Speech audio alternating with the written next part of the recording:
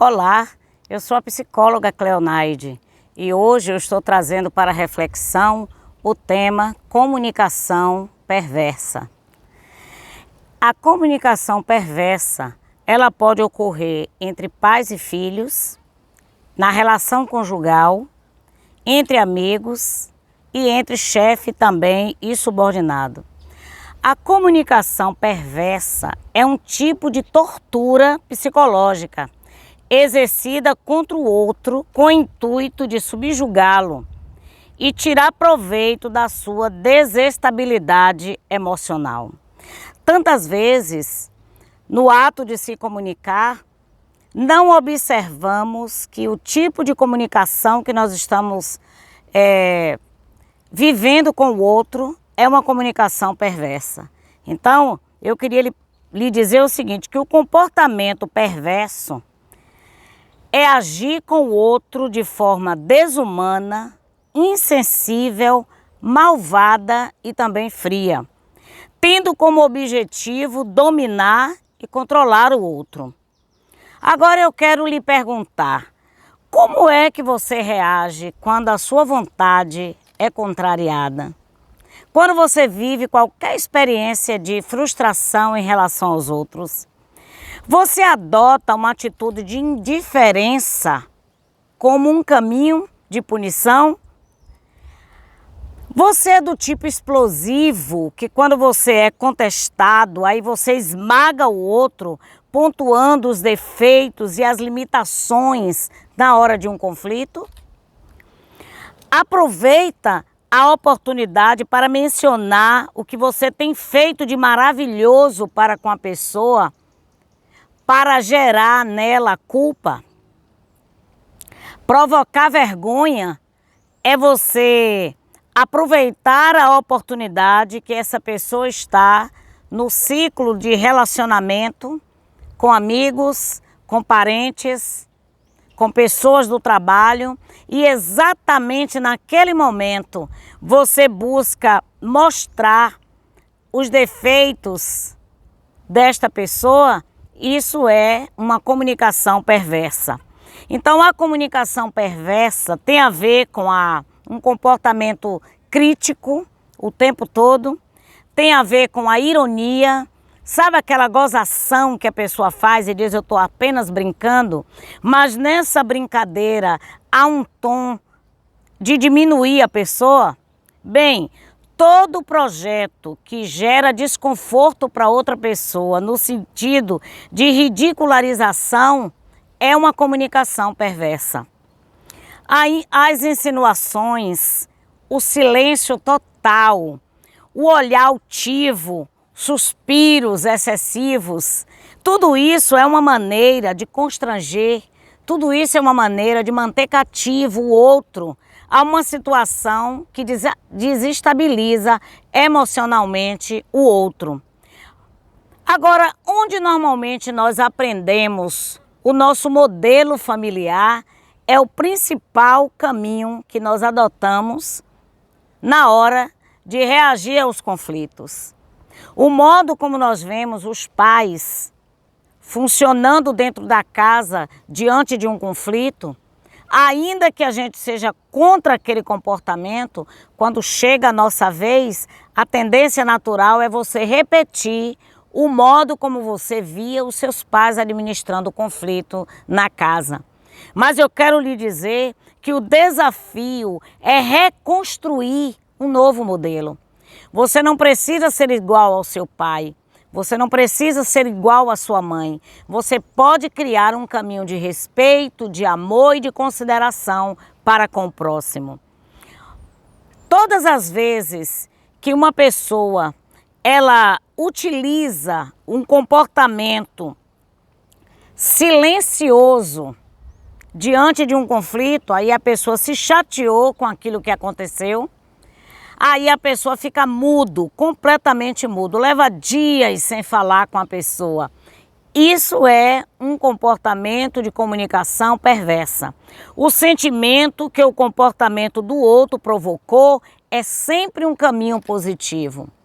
Todas as vezes que uma pessoa age de maneira errônea para conosco, é necessário que a gente diga para esta pessoa o impacto do que ela fez na sua experiência individual.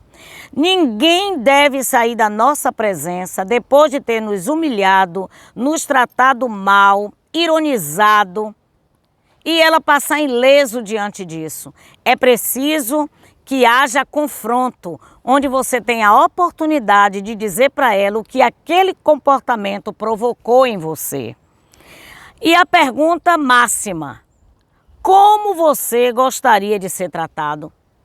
Quando você falha, como você gostaria de ser tratado? É exatamente essa pergunta que precisa permear os nossos relacionamentos. O relacionamento conjugal, o relacionamento na empresa, o relacionamento com amigos. Em todo lugar onde você está inserido, sempre vai ter alguém que vai fazer algo que você não gosta. Sempre vai ter alguém que vai tomar uma decisão que vai ter um impacto para você. Mas a aliança afetiva e de autoestima que eu preciso fazer é uma aliança de trazer à tona e de confrontar o indivíduo com um comportamento inadequado. O que você pretende fazer para se proteger daquele comportamento inadequado? Depois de você dizer o que o comportamento do outro provocou em você, agora chegou o momento de você estabelecer combinados. Se você voltar a agir comigo de maneira desrespeitosa, se você continuar me tratando de X maneira, como você quer ser tratado? E cumprir acordos. Todos nós, não só as pessoas humanas, mas animais, plantas, toda a natureza tem um sistema para se proteger. E o ser humano, ele precisa estabelecer critérios para proteger as suas emoções. Então, diante de um comportamento inadequado, você tem uma conversa com aquela pessoa e o impacto que aquilo lhe causou. E logo em seguida, você vai estabelecer combinados com essa pessoa. Se isso voltar a acontecer, eu vou agir desta maneira, como uma maneira de eu me proteger desse comportamento. Uma maneira perversa de você administrar um conflito é você silenciar diante do outro. É você tratar o outro com indiferença, total indiferença, como se aquela pessoa não existisse. Mas o incentivo desse vídeo é você aprender a lidar com seus conflitos. É você aprender a lidar quando a dor lhe alcança. Quando você é machucado, você precisa aprender a ter inteligência emocional. Então, se algo que o outro fez me afetou, eu preciso tratar deste assunto. Eu preciso agir de maneira inteligente.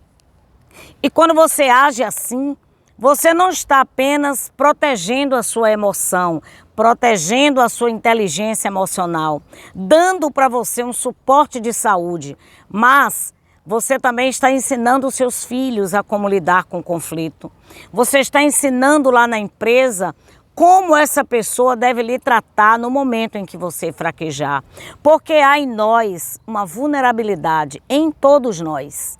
Mas essa vulnerabilidade, ela precisa se tornar uma oportunidade para aprendizado. Você acha que a única forma de violência é quando você bate numa pessoa? Você acredita que a violência, ela é só física? Existe a violência psicológica, essa violência em que você trata o outro como um lixo, você trata o outro como se ele não existisse.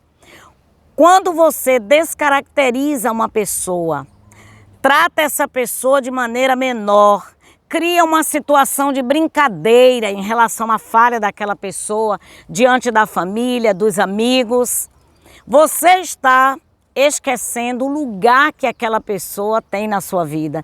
Então, o amor, ele precisa ser expresso de maneira respeitosa e atenciosa. No momento que alguém lhe chateia ou lhe faz uma pergunta e você vira a cara para esta pessoa, você simplesmente sai do local sem dar a esta pessoa a oportunidade de se expressar, isso é uma forma de violência psicológica. Isso é uma forma de violência. Então, todos nós precisamos gerar vida. E como é que eu gero vida? Me autorrespeitando e respeitando o outro. Quando a falha estiver em mim, eu vou criar uma estrutura de cuidado para com o outro. E quando a falha é no outro, eu também preciso agir confrontando e trazendo essa pessoa para a oportunidade de mudar a sua conduta. Não importa que tipo de família você teve, não importa o que até aqui você adotou como princípio para resolver conflitos. Você pode reaprender a viver, você pode reconfigurar a maneira perversa de se comunicar com uma maneira assertiva de se comunicar. Então, que esta semana você haja de maneira assertiva, amorosa e respeitosa. Um grande abraço para você.